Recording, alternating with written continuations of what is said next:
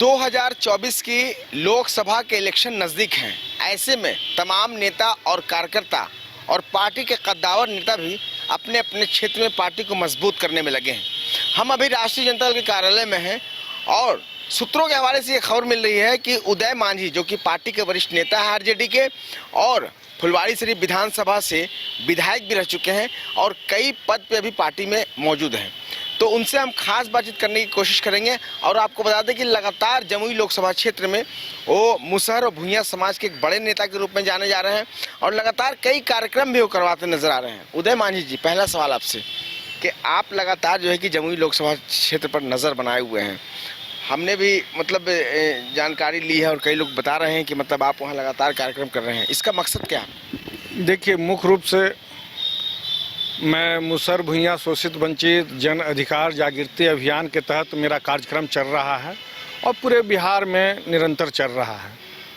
लेकिन जमुई लोकसभा में विगत 2-3 सालों से मेरा कार्यक्रम ये चल रहा है, क्योंकि आज़ादी के 75 साल होने के बावजूद भी मुसहर भूइयां समाज, दलित शोषित वंचित समाज का स्थिति जीर्ण शीर्ण अवस्था में है, वह शिक्षा से कोसों दूर है।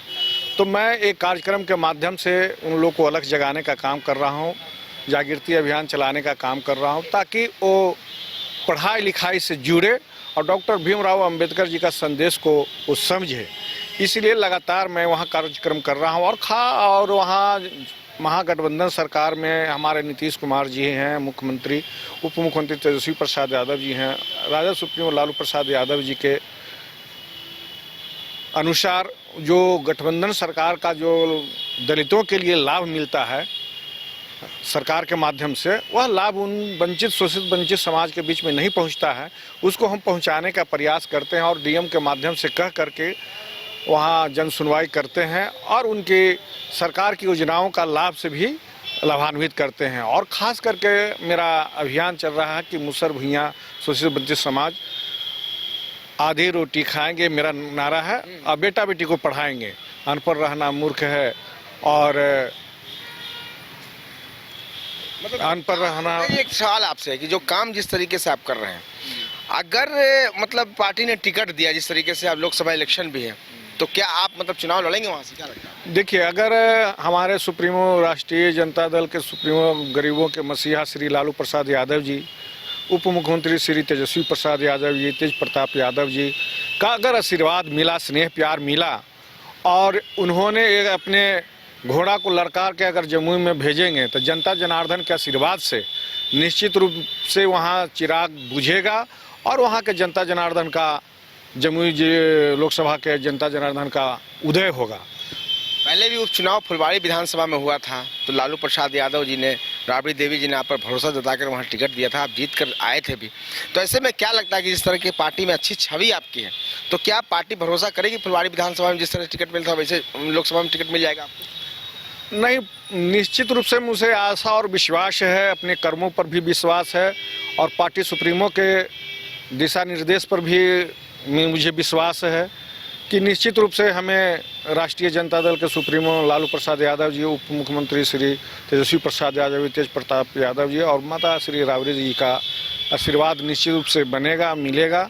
और आशा ही नहीं, पूर्ण विश्वास है कि वहाँ के जनता जनार्दन का, मैंने 2-3 साल से जो कार्यक्रम कर रहे हैं उनका भी आशीर्वाद से मैं भारी बहुमत से वहाँ पटकनिया अगर चिराग जी लड़ेंगे तो पटकनिया देने में सक्षम रहूँगा। वहाँ के जनता जनार्दन का निश्चित रूप से उदय होगा। इसी पे एक सवाल आपसे है, चिराग पासवान रामविलास पासवान के पुत्र हैं, कह सकते हैं कि वहाँ के फिलहाल के वक्त में सांसद हैं, तो एक बड़े नेता भी हैं रामविलास पासवान, उनके पुत्र हैं चिराग पासवान भी सांसद हैं, तो ऐसे में क्या मुद्दा होगा आपका? उनके खिलाफ में लड़ाई बड़ी होगी, आपका मुद्दा क्या होगा? देखिए, हम स्वर्गीय रामविलास पासवान जी को थैंक्स कहते हैं, वो दलितों के नेता थे, लेकिन चिराग जी दलितों के विरोधी नेता हैं, क्योंकि वो विरोधी खेमे में हैं, वो एनडीए के साथ हैं, जो लोकतंत्र को मिटाना चाहता है, डॉक्टर भीमराव अंबेडकर के संविधान को मिटाना चाहता है, भारत को समझिए कि एक तरह से गिरवी रखना चाहता है, वैसे लोगों के साथ वो हैं, तो दलित विरोधी हैं और डॉक्टर भीमराव अंबेडकर के संविधानों के विरोधी हैं, उसके बावजूद भी वह सुरक्षित सीट पर लड़ने के लिए ललायत हैं। तो मैं उन्हें वेलकम करता हूं कि 2 बार सांसद रह चुके हैं, तीसरी बार ये मैदान में कूदें, ताकि उनको पटकनियां देने में मुझे आसान होगा। और निश्चित रूप से उनको जनता जनार्दन के आशीर्वाद से मैं, चूँकि हमारा सुप्रीमो लालू प्रसाद यादव जी, उप मुख्यमंत्री तेजस्वी प्रसाद यादव जी और तेज प्रसाद यादव जी का आह्वान है कि मैं गरीब गुरुओं का हक हकीकत दिलाऊंगा, दूंगा।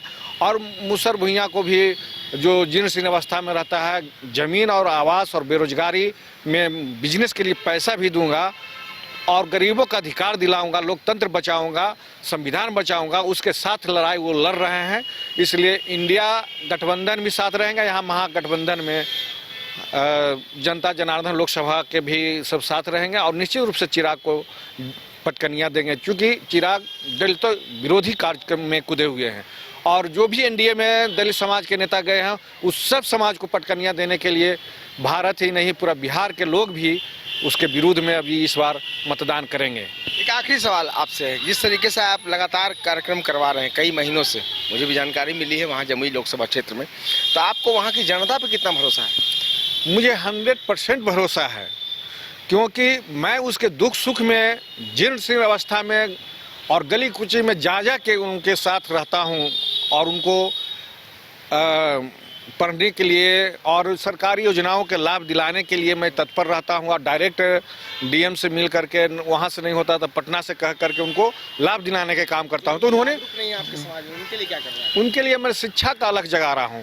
मैं कहता हूं कि आधी रोटी खाइए और बेटा बेटी को पढ़ाइए, मूर्ख रहना पाप है, अनपढ़ रहना पाप है।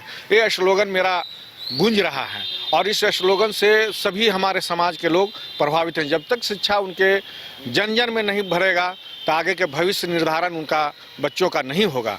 इसलिए मैं अपने समाज को, मुसर भुइयाँ समाज को, शोषित वंचित समाज को मैं हमेशा ऐसे स्लोगन देता हूं और प्रभात फेरी करता हूं, डोर टू डोर जा कर के, कि निश्चित रूप से अपने बेटा बेटियों को पढ़ाइए, और अनपढ़ रहना पाप है, और मूर्ख, अनपढ़ रहना मूर्ख है। चलिए, बहुत बहुत शुक्रिया बातचीत करने के लिए। उदय मांझी जी थे, जिन्होंने साफ कर दिया कि जिस तरीके से ये लगातार जो है कि जमुई के लोकसभा क्षेत्र में ये बड़े बड़े कार्यक्रम करा रहे हैं। जो बच्चे हैं, गरीब हैं, भुइयाँ समाज के एक बड़े नेता हैं मुसर समाज के, और फुलवारी शरीफ में भी इन्होंने बहुत अच्छा काम भी इन्होंने किया है। तो ये साफ तौर पर जो अभियान चला रहे हैं, जिस तरीके से अगर इनको पार्टी जिम्मेदारी देती है, तो ये ज़रूर जमुई लोकसभा का इलेक्शन लड़ेंगे।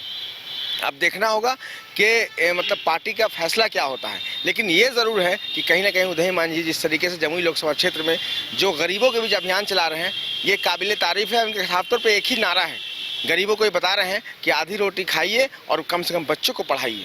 कैमरा पर्सन शशि कुमार के साथ आफ्ताब आलम, न्यूज़ बाय स्कोप, पटना।